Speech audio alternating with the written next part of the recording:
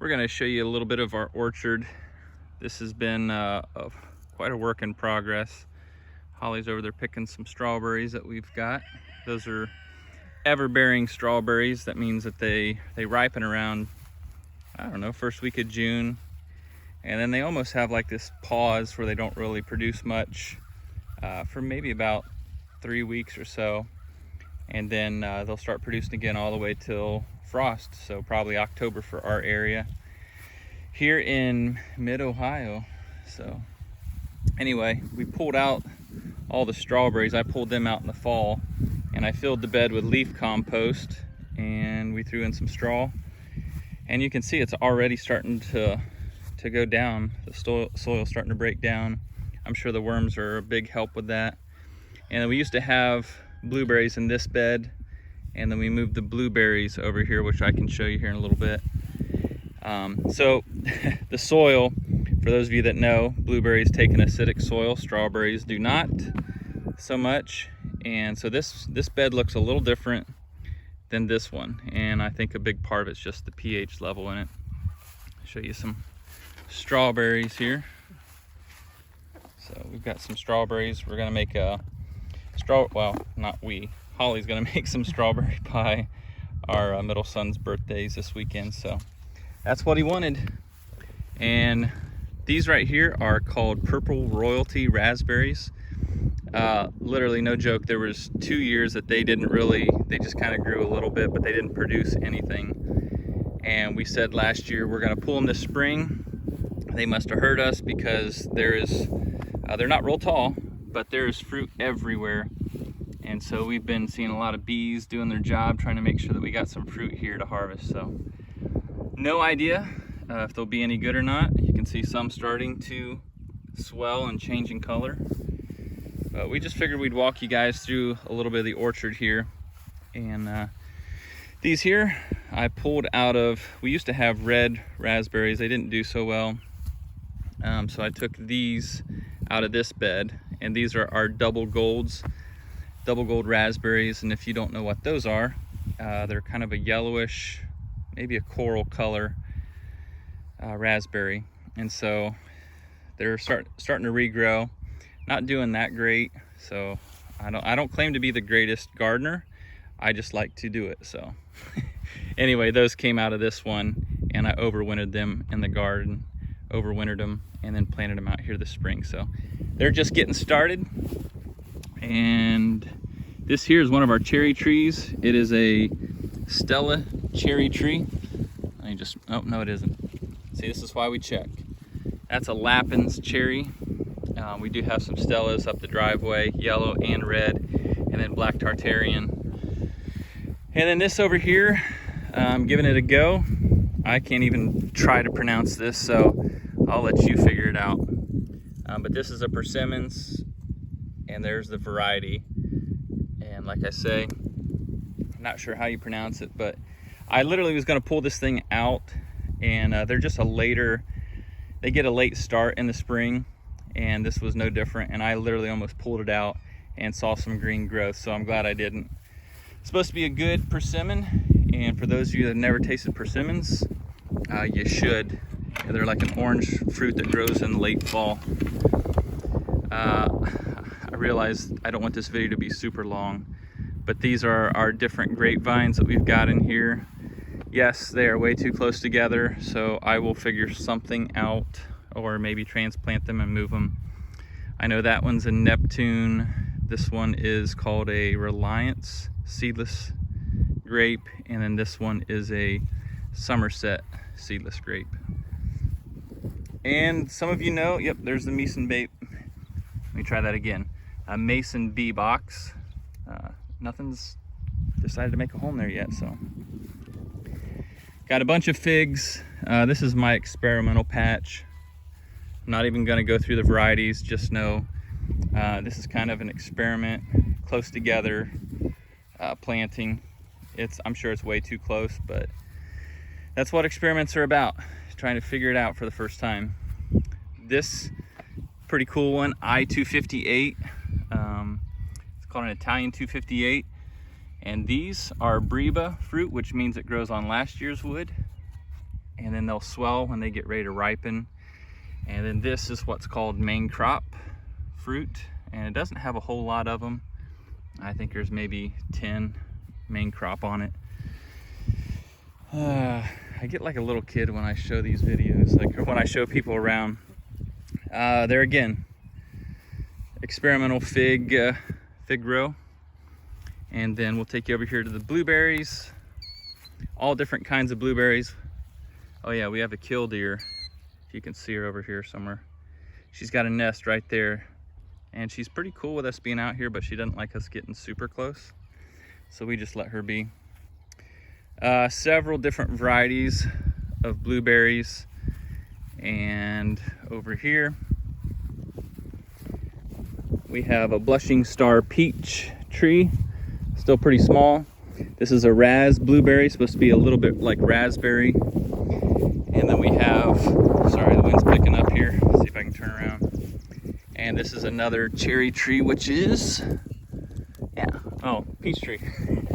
It's a Red Haven peach tree.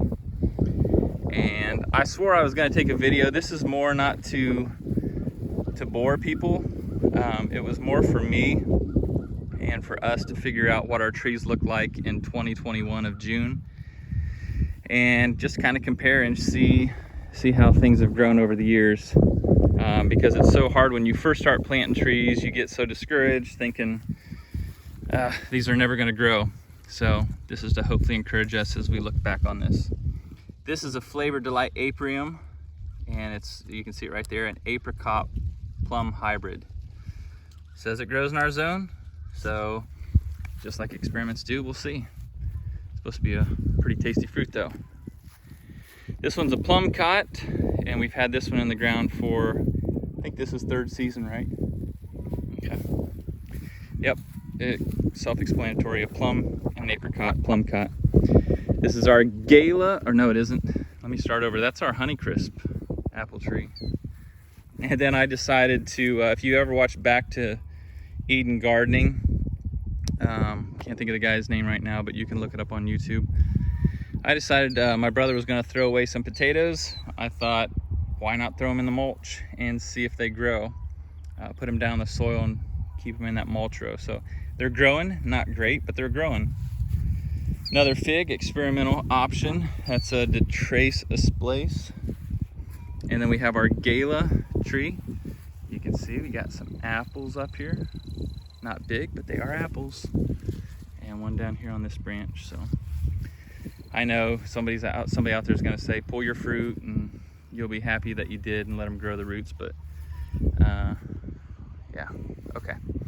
And then this one is a Flavor Supreme Pluot. So it's another kind of a variety of the plum cot and the Flavor Apiarium. Thank you. Another fig, potatoes. This is a Bartlett Pear.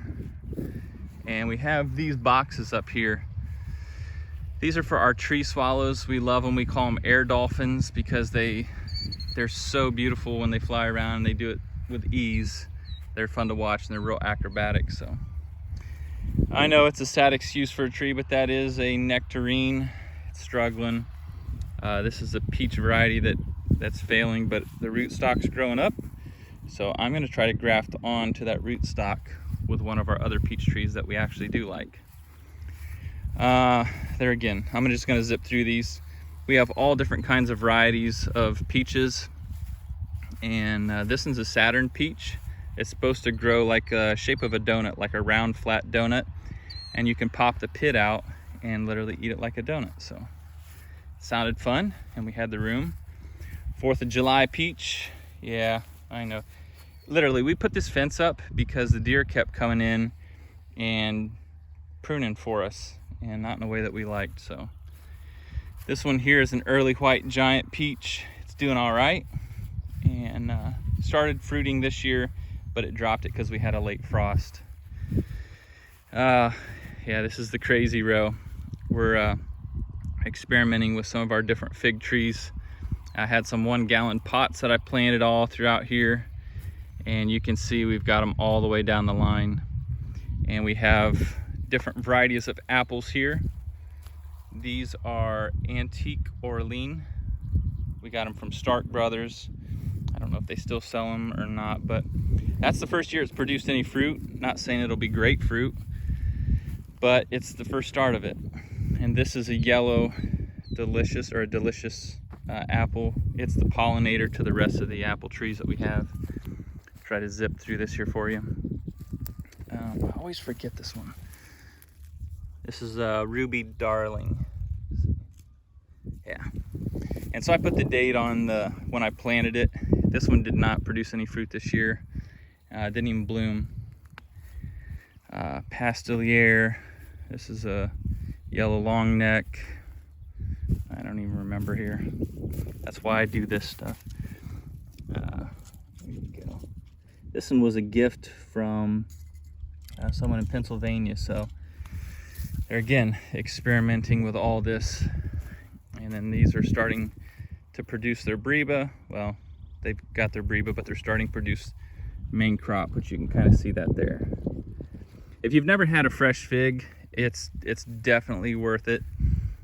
We never did before we started this, and I don't know if you would say it's an addiction or an obsession, but I'll leave that up to you to describe what it is. And we got some real small apples. The only reason I'm keeping them on here is just because give it some practice on growing fruit. And there's not very many, there's 2 or 3, so. And this one is, there again, Braystar. Planted in the spring of 18. Starkling Delicious Pear. It's a little bit taller than me, which is exciting. This is another Bartlett. I'm going to try grafting onto this one with a different, several varieties, just to see how that goes. This here is our Chajuro Pear. It's supposed to be an Asian pear that grows in the shape of an apple, so it would be round. And I believe it got an orangish color to it. So it had all kinds of blooms, but it didn't produce any fruit because of our late frost. So I'm excited about that one. And then this one here is a Seckel pear, and it's a small pear that says it fits well in little kids' hands, so it's not a very big pear. It's also called a sugar pear, and because of how sweet it is. So yeah, still a young orchard, but we've got all kinds of fruit. It's going to be way more than we can take care of, but our hope is that we can share this fruit with people and have people over and be able to, yeah, just be generous, because God's blessed us and has been generous with us. So we just want to turn around and do the same for others. Yep, that tree swallow is not happy that I'm close to its box. So, all right. Hey everybody, and we'll end on this. If you've never seen killdeer eggs, that's Mama. She's pretending her wings broke to distract me from seeing her nest. But life doesn't just happen in the forms of trees and plants. These are killdeer eggs, and they're pretty well camouflaged in our landscaping. So we'll just let you send this video off with some killdeer eggs. Hey, thanks for checking in. Thanks for watching this, and we'll catch you on another video. See ya.